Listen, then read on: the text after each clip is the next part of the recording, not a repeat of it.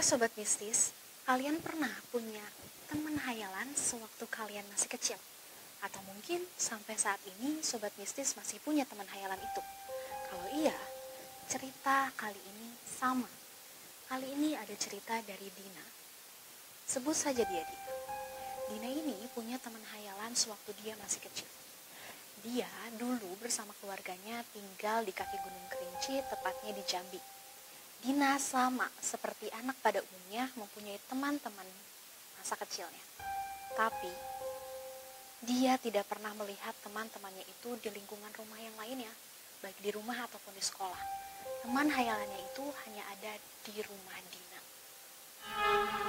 Seiring dengan berjalannya waktu, kakak dan mama Dina sering melihat Dina asyik bermain sendirian di belakang sofa, yang menjadi tempat favorit Dina untuk bermain petak umpet. Mereka bilang Dina ini terlihat seperti sedang bermain bang bang kalima lima go bang bang, yang merupakan salah satu nyanyian anak-anak yang berasal dari suku Sunda, Jawa Barat. Yang mana permainan ini itu harus dimainkan oleh dua orang. Tapi saat itu Mama Dina melihat Dina bermain sendirian, padahal yang Dina rasakan, Dina sedang bermain dengan seorang teman. Mama Dina benar-benar melihat Dina itu sendirian, bermain dengan anteng dan menikmati permainan tersebut. Dan anehnya, Dina sendiri merasa tidak pernah kesepian saat bermain. Dina selalu merasa ada seorang teman yang selalu menemani Dina untuk bermain. Kejadian itu cukup membingungkan untuk Dina dan juga keluarganya. Sampai tiba-tiba, Dina terbangun di rumah tetangga yang sering mengasuh Dina. Dina tidak ingat bagaimana Dina bisa berada di rumah tetangganya itu. Mungkin Dina berpikir bahwa dia mungkin tertidur di luar lalu dipindahkan ke dalam rumah. Tapi anehnya, tetangga Dina pun malah bertanya dengan nada yang kaget. Loh, kok Adi ada di sini? Ngapain?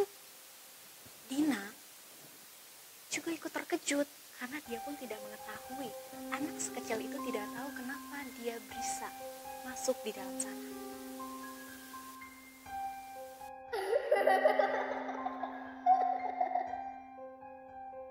Pengalaman-pengalaman kecil ini mungkin tanpa Dina sadari menjadi semacam jendela awal bagi Dina untuk merasakan dimensi lain yang mungkin tidak semua orang bisa lihat. Ada satu kejadian lain, di suatu siang, teman hayalan Dina ini tiba-tiba kembali datang dan berkata kepada Dina untuk mengikutinya ke halaman belakang rumah yang ada di dekat dapur. Yuk sini, masuk. Itu kata teman hayalan Dina. Kebetulan di belakang rumahnya itu ada pohon besar yang dahannya itu sangat rimbun. Teman Dina ini selalu memaksa untuk selalu mengatakan, ayo sini masuk. Ajak teman hayalannya itu terus untuk mengajak Dina dengan senyuman yang entah mengapa terasa sedikit janggal. Ia menuju ke arah pohon besar yang samar-samar tampak seperti sebuah rumah kecil yang ada pintunya. Mungkin pemirsa bisa sedikit membayangkan seperti salah satu di film The Hobbit. Rumah kecil, kayu, dan ada pintu kecil di depannya. Dina pun dengan perlahan mengintip ke dalam rumah pohon tersebut. Dina melihat di dalam rumah pohon itu ada ayah yang berbadan tinggi besar, juga seorang ibu yang sedang berdiri, juga seorang anak kecil yang mana anak kecil tersebut adalah teman hayalan Dina. Saat itu ada dorongan kuat dalam diri Dina untuk melangkah di ambang pintu tersebut. Sebuah rasa ingin yang bercampur dengan rasa takut yang tak bisa dijelaskan. Namun ketika hendak kaki Dina melangkah, Dina mendengar suara yang familiar memecahkan suasana. Adek, sini! Teriakan kakak Dina yang diikuti oleh suara Mama Dina yang berkata, "Adek, ngapain sih diam di pohon kayak gitu?